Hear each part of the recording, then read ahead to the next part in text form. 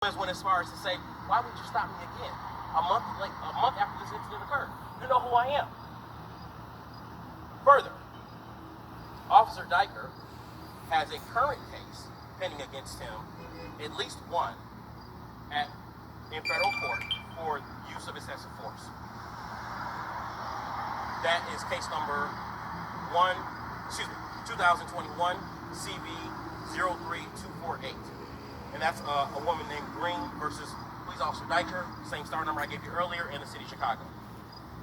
Finally, the most egregious and serious use of force complaint against Officer Dyker actually happened outside the state of Illinois, happened in Tennessee. This happened back in November, on November 29th, 2008. Complaint was registered with the then IPRA regarding a domestic incident involving an off-duty police officer, Officer Dyker, who in New Tazewell, Tennessee, it was alleged that he displayed his weapon at a victim, failed to follow lawful orders by the police department in New Tazewell, Tennessee, and these allegations were sustained against him. He was arrested in Tennessee. He was suspended for 20 days. Why do I bring up Officer Dyker's past? Because Officer Dyker is the kind of officer that the Chicago Police Department in the city of Chicago has to remove from the force. This is a ticking time bomb on an officer. It's no surprise that what happened to Ms. Brown happened in the early morning hours of August 28th, because this is a consistent pattern with him. Excessive use of force, threat to violence, and racial profiling. That's what his past told us before we ever got to August 28th of 2021.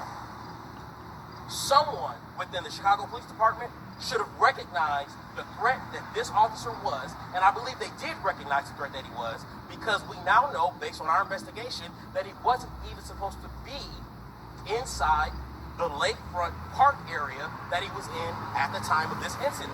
He was supposed to be patrolling USABO Lakeshore Drive. So he was somewhere where he wasn't supposed to be, and then attacked Ms. Brown for allegedly being somewhere that he didn't think she should be. There's something wrong with that. The city of Chicago owes its citizens, its taxpayers, better. Period.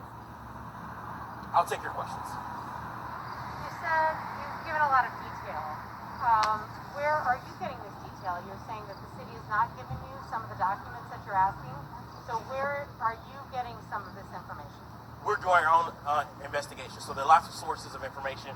You guys know that. So there's FOIA requests that from past incidents relating to Officer Dyker. There's our own investigation. But the reason why I brought up the city not providing it to us is we shouldn't have to dig and search for this the way we have. You all shouldn't have had to dig and search for it the way you have. There's an allegation of misconduct, and you all know the result of this executive order that Mayor Lightfoot signed is because of the Anjanette Young incident, right? This just got signed this year. So I know the executive order says 30 days. But what we know, based on the comments by Superintendent Brown, based on the comments by Administrator Kirsten, and based on the comments of Mayor Lightfoot, they've all seen the body-worn camera of both the sergeant and the actual incident from Officer Dyker.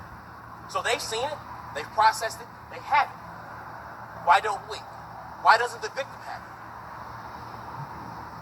So in terms of the officer's information, though, is that, and his badge number, his name, is that something your client gave to you specifically, or is that something you've gotten in your investigation?